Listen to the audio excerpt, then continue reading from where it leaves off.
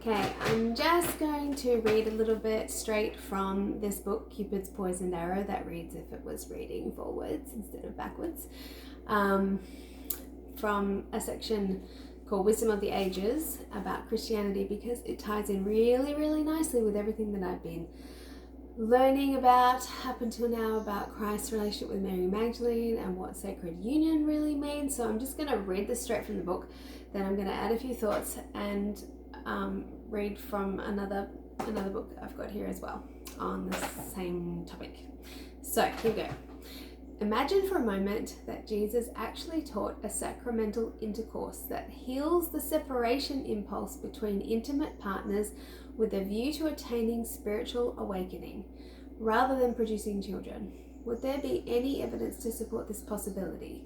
So that doesn't mean that he didn't produce children, because, as you know, I'm settled on the idea that he actually did sire children. The nature of those children is now an interesting topic to me. But anyway, would there be any evidence to support this possibility? Surprisingly, yes, although you will not hear a whisper of it in mainstream Christianity. First, let's consider a bit of context for this radical idea. Beginning in 312 AD, Constantine and his successors gradually placed the might of the Roman Empire behind a single Christian sect.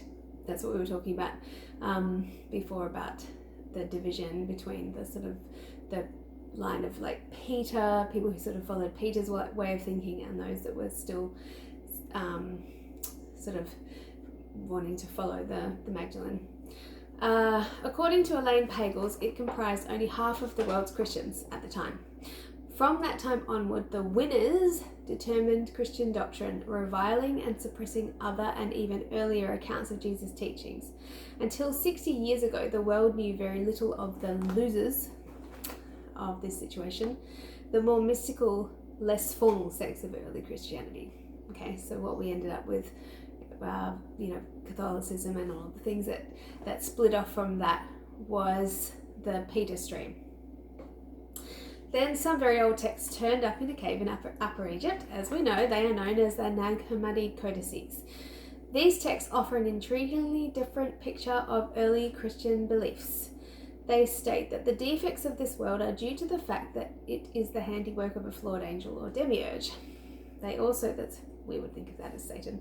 They also emphasize the androgynous nature of the divine and record that Adam was immortal and whole until he separated from Eve by begetting beasts, in other words, physical children, instead of engaging in sacred union. They say that Jesus returned in order to heal the separation between the sexes in a mystery called the Sacrament of the Bridal Chamber. Here is a sprinkling of intriguing passages from the Gospel of Philip. I find these absolutely fascinating.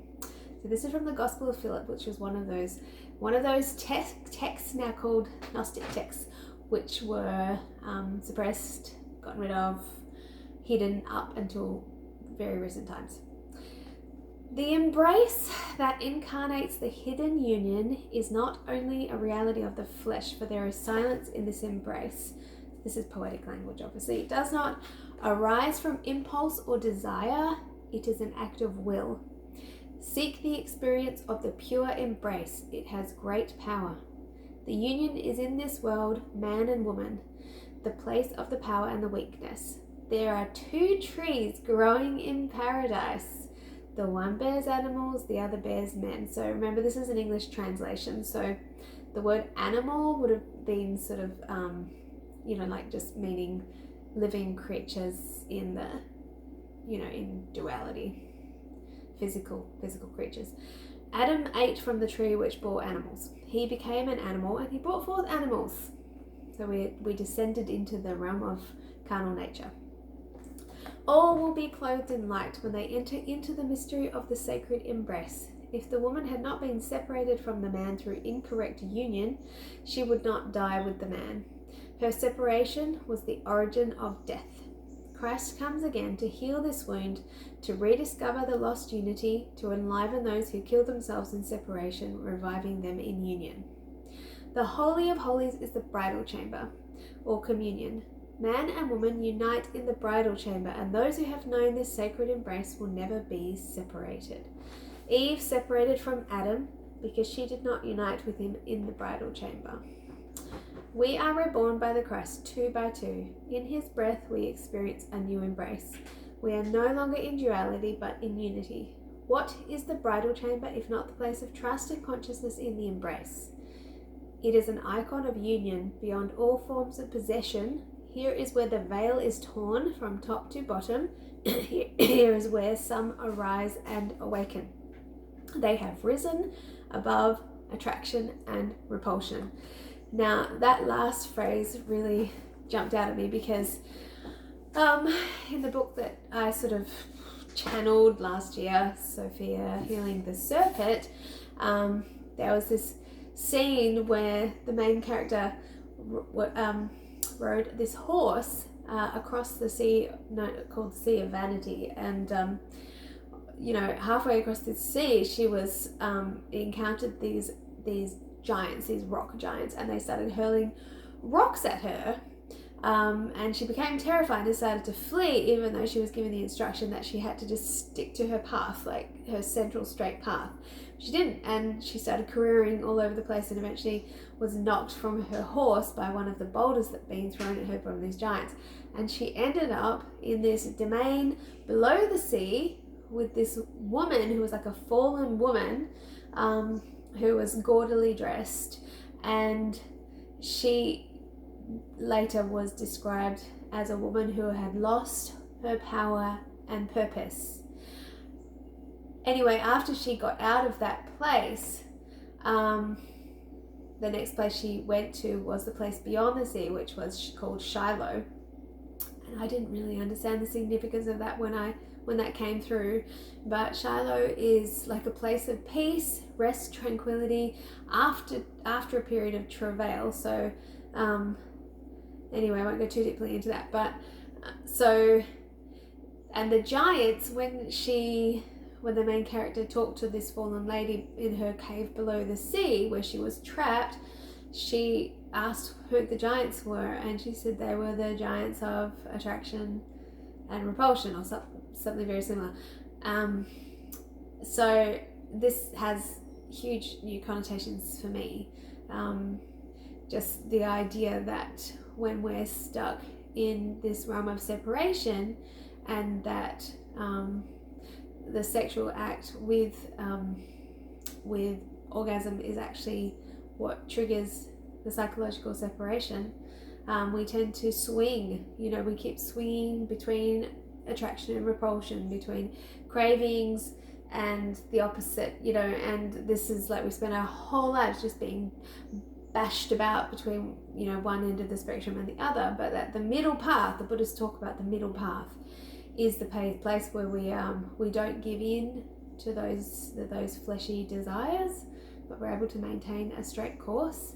And the horse that she was riding represents those our emotions, but like the scripture in the Book of Mormon says, you need to bridle your passions that you may be filled with love. It's only by learning to control those urges and control those desires, not suppress them, but become the master of them, that you can move forward in a straight course and not be knocked from your path. So I thought that was really interesting. Also, just the whole allegory of the Garden of Eden being really just a sexual metaphor I'll read from this book now. It's backwards again, I know. It's called The Perfect Matrimony, Why Sex and Religion Are Inseparable. The first public revelation of the hidden sexual teachings in every religion. It's by a guy called Samael Aun Weor, and I think it was published in the 60s.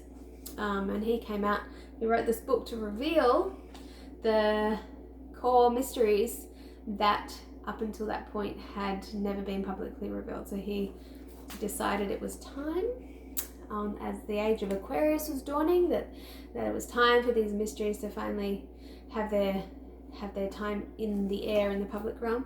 He actually ended up being sent to prison because his book was considered too risque for the public mind, so they actually conspired to imprison him because of publishing his book. And then he's not advocating people commit crimes. He's just talking about the perfect matrimony. So I'll read a little section from this. There's so much in this book. It's so interesting. When man and woman unite sexually in the perfect matrimony, they are truly ineffable gods in those voluptuous moments. Man and woman united sexually form a divine androgynous being. So this is like energetically, obviously.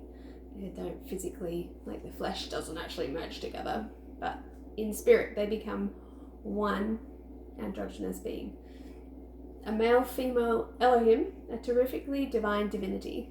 The two halves, separated since the dawn of life, that's the whole Garden of Eden story, are united for one instant in order to create. This is ineffable, sublime. This is a thing of paradise. Sexual energy is dangerously volatile and potentially explosive. During the secret act, during sexual ecstasy, the pair is surrounded by a tremendous, terrifically divine energy. In those moments of utmost joy and ardent kisses which ignite the depths of the soul, we are able to retain that marvelous light, to purify and totally transform ourselves. When we spill the glass of Hermes, that means have an orgasm. When the loss occurs, the light of the gods withdraw, leaving an open door for the red and sanguinary light of Lucifer to enter the home. Then the enchantment disappears and disillusion and disenchantment take its place. In my last video I was talking about how that literally happens on the brain level, neurochemically. You end up with these negative pessimistic states of mind.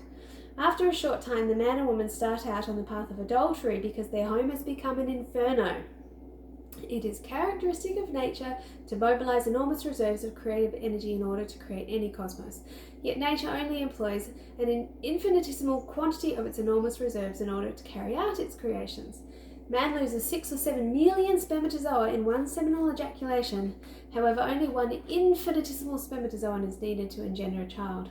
In Lemuria, that's like pre-Eden civilization, no human being ejaculated the semen. Then couples united sexually in the temples to create. During those moments, the lunar hierarchies knew how to utilize one spermatozoon and one egg in order to create without the necessity of the couple reaching the orgasm and seminal ejaculation. This is interesting because apparently this is the real meaning of the esoteric term Immaculate Conception. So this is how Christ himself was conceived. No one spilled the semen. The sexual act was a sacrament which was only performed within the temple. Women in those times gave birth to children without any pain, and the serpent was raised victoriously through the medulla canal. That's like the kundalini energy of the serpent at the base of our spines. In that epoch, human beings had not yet left Eden. All of nature obeyed them, and they knew neither pain nor sin. The tenebrous Lucifers were the ones who showed humans how to spill the semen. Kind of gives a new twist on the story where the serpent showed Eve and told her to partake of the fruit. What was really going on there? That is fornication. When the paradisical human being fornicated, he then penetrated the kingdom of the Lucifers. So that was the fall. The human being of this day and age is Luciferic. It is absurd to spill 6 or 7 million spermatozoa when only one is needed in order to create. One sole spermatozoon escapes easily from the sexual glands without the necessity of spilling the semen. When the human being returns to the starting point, when he re-establishes the sexual system of Eden, the sacred serpent Kundalini will again rise victoriously in order to convert us into gods. The sexual system of Eden is normal sexuality. The sexual system of the Luciferic human is absolutely abnormal. I could keep going on, but so, this gives a whole new context now to my book, Sophia, Healing the Serpent. The serpent meaning the lowered Luciferic energy that we need to rise again. And there's all these books that just said the only way to do it is through sacred sexual union. That's the only way to achieve that level of elevation again and undo what has been done. So lots more to share on the topic, but just wanted to get those little bits out for the moment.